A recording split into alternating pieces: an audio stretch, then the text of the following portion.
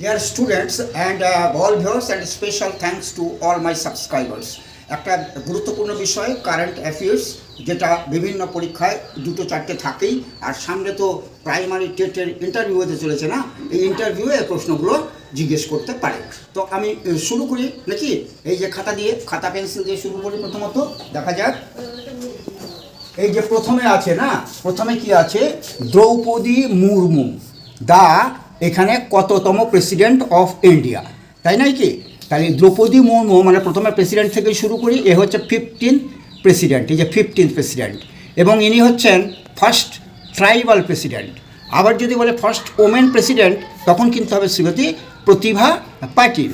তো প্রেসিডেন্টের কথাটা, রাষ্ট্রপতির কথার পর কি চলে আসে প্রধানমন্ত্রীর কথা, প্রাইম মিনিস্টার। তো বর্তমান প্রাইম মিনিস্টার হচ্ছে শ্রী, ইন্টারভিউয়ে বলে শ্রী কথাটা বলবে, শ্রী নরেন্দ্র মোদী। হ্যাঁ, আর পুরো নামটা জেনে রাখবে, ওটা জিজ্ঞেস করবে। হ্যাঁ, নরেন্দ্র মোদী ইজ দ্য কততম, ইনি কিন্তু 14th প্রাইম মিনিস্টার, এই যে পিএম মানে প্রধানমন্ত্রী। 2014 সালে প্রথম হয়েছিলেন, 19 আর 2024 থেকে বর্তমানে আছেন। নেক্সট কি আসবে, কি আসতে পারে? মমতা ব্যানার্জি, তাই না? আমাদের চিফ মিনিস্টার ওয়েস্ট বেঙ্গলের বর্তমান, ইনি প্রথম মহিলা মুখ্যমন্ত্রী কিন্তু। তাহলে মমতা ব্যানার্জি কততম সিএম অফ ওয়েস্ট বেঙ্গল? এটা হবে 80th, মানে অষ্টম মুখ্যমন্ত্রী। এটা কিন্তু 26/5/2016 থেকে শুরু হয়েছে। হ্যাঁ, আর ইনি কিন্তু first women CM of West Bengal, মানে ওয়েস্ট বেঙ্গলের প্রথম মহিলা মুখ্যমন্ত্রী। একে কিন্তু অগ্নিকন্যা নামে অভিহিত করা হয়, সকলেই দিদি নামে ডাকে, কিন্তু অগ্নিকন্যা। আর এই প্রশ্নটা, পরের প্রশ্নটাও দেয় পরীক্ষায়, আজকাল এই ধরনের পরীক্ষায় দিচ্ছে, ইন্টারভিউ জিজ্ঞেস করছে, এই যে প্রেজেন্ট লোকসভা যেটা চলছে আর কি আমাদের ভারতবর্ষে, সেটা কততম? সেটা হচ্ছে 18th, মানে এটা কি অষ্টাদশ, তাই তো? অষ্টাদশতম। এটা 2024 সালে ইলেকশন হয়ে গেছে না, আবার হবে পরবর্তীকালে। আর যদি বলে এবার, তাহলে নেক্সট কোশ্চেনে আসা যাক। এগুলো কিন্তু ইন্টারভিউতে জিজ্ঞেস করতে পারে, প্লাস সামনের যে রিটেন এক্সামগুলো আসবে, কম্পিটিটিভ এক্সাম, সেগুলো আসতে পারে। তো নেক্সটে কী আছে, এই যে লেজিসলেটিভ অ্যাসেম্বলি, মানে বিধানসভা বলা হয়। পশ্চিমবঙ্গের বিধানসভা নির্বাচন, যেটা বর্তমানে আগে হয়ে গেছে, 2021 সালে শেষ হয়েছে না, সেটা ছিল 17th, মানে 17তম যে বিধানসভা ভোট হয়ে গেছে। আবার 26-এ হবে, এই যে মে 7, 2026 শেষ হতে চলছে, যে এন্ড বলে লিখেছে না, এখানে শেষ হবে, তারপর 26 সালে নির্বাচিত হবে।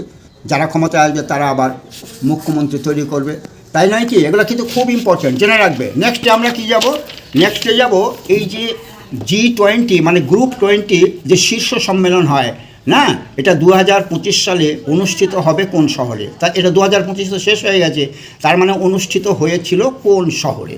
20তম কিন্তু, এটা 20তম কিন্তু, মনে রাখবে। এটা হয়েছিল জোহান্সবার্গে। কোথায় হয়েছিল? জোহান্সবার্গে। নেক্সট কোশ্চেন, এই যে G20 মানে গ্রুপ 20 এর সদস্য দেশ কয়টি? এখানে কিন্তু দেশ কথাটা বলেছে, তাই না? তাহলে গ্রুপ 20 মানে 20টাই কিন্তু দেশ নয়, ভালো করে মনে রাখবে কিন্তু, এটা ইন্টারভিউয়ে খুব ইম্পর্টেন্ট একটা কোশ্চেন। এটা কি আছে? এটা 19, 20, 21, 22 দিয়ে আছে। এটা কিন্তু সদস্য বর্তমানে 20 না, সদস্য 21টি, কিন্তু দেশ হচ্ছে 19টি। কটা? এর থেকে একটা কম কিন্তু।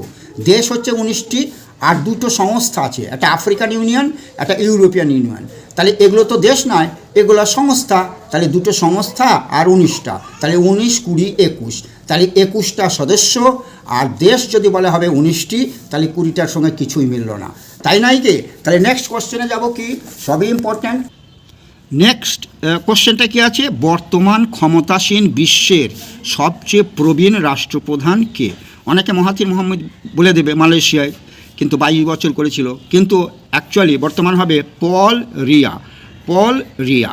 এর কিন্তু ক্যামেরুনের রাষ্ট্রপতি পল রিয়া, 1982 সাল থেকে বর্তমানে এখনও আছে। তার মানে এই কি হবে না, সবচেয়ে প্রবীণ রাষ্ট্রপ্রধান, ক্ষমতাসীন বিশ্বের সবচেয়ে প্রবীণ রাষ্ট্রপ্রধান কিন্তু হবে এই পল রিয়া, ক্যামেরুন। তাহলে নেক্সট কোশ্চেনে চলে যাব।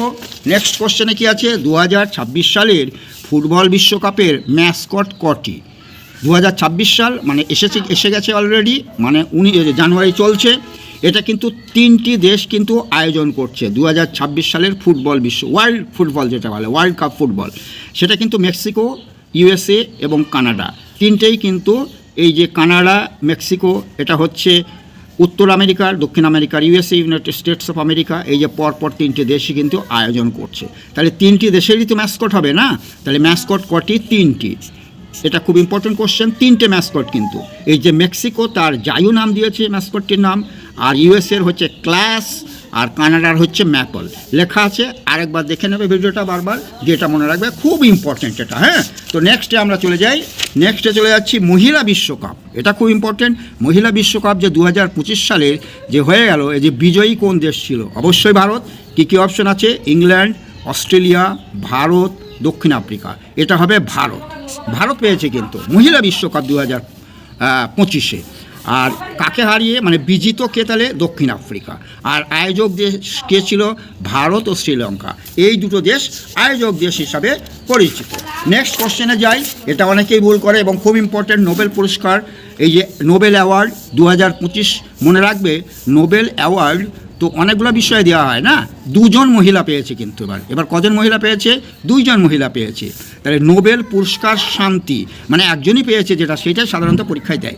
তাহলে নোবেল পুরস্কার শান্তিতে কে পেয়েছে, মানে পিচ 2025-এ যে পিচ লেখা আছে, নাম হচ্ছে মারিয়া করিনা মাচাদো।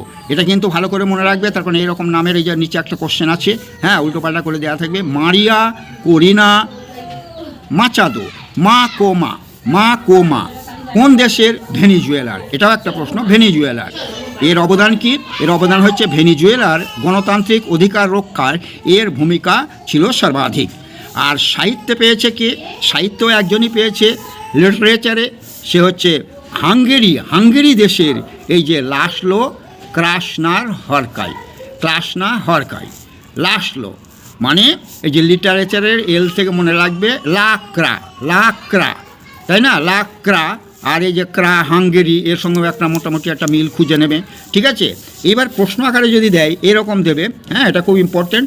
2025 সালের শান্তিতে নোবেল পুরস্কার কে পান? আমরা তো কে পাই তার আগে আলোচনা করেছি, কিন্তু এই নামগুলো আলাদা আলাদা দেওয়া আছে না। মারিয়া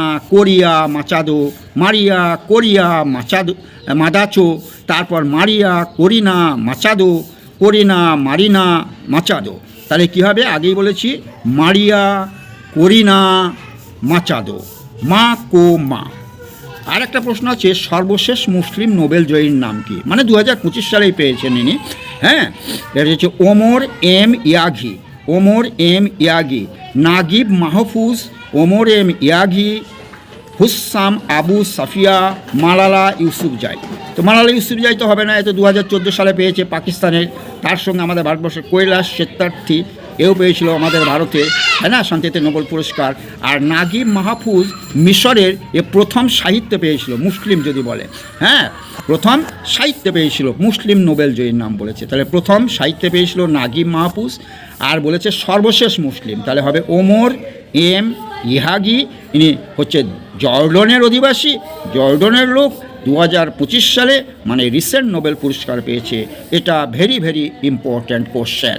তাহলে আমি যে এই যে নোবেল অ্যাওয়ার্ড বা কারেন্ট অ্যাফেয়ার্স যে প্রশ্ন দিলাম, আজকে পড়ালাম, এগুলো যে কোনো পরীক্ষায় আসতে পারে। সামনের ইন্টারভিউ যেগুলো আছে, সেগুলো ইন্টারভিউতেও কিন্তু কারেন্ট অ্যাফেয়ার্স থেকে দুটো একটা প্রশ্ন থাকবে। যদি ভালো লাগে আমার চ্যানেলটি সাবস্ক্রাইব করে রাখবে। আমি মহিম স্যার, আমার চ্যানেল নাম Mahim sir coaching. Thank you all.